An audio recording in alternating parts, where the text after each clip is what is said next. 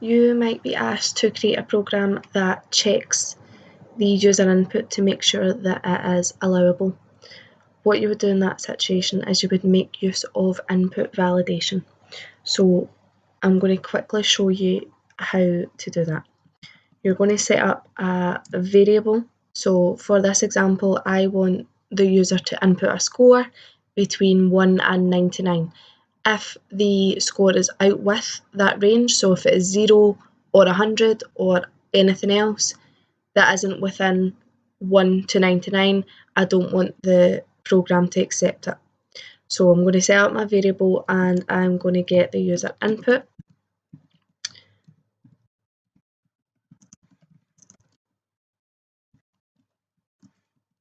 Between 1 and 99, right?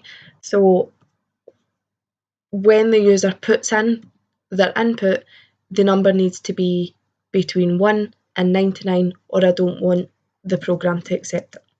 I'm going to use a while loop. So while the score isn't in that range, so while the score is less than 1 or while the score is greater than 99, I want the computer or the program to print an error message.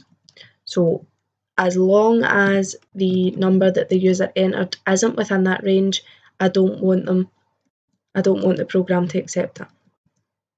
Incorrect input, please enter another number. Right, so they've been given the criteria, it needs to be between 1 and 99. If it's not, then I don't want to accept it.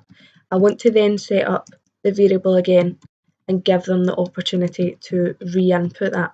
I'm not going to ask the question again because I've already put it in the print statement, so I don't actually have to do that again. I'm going to then come out of this loop and I'm going to print the score. So I'm going to do you entered and score.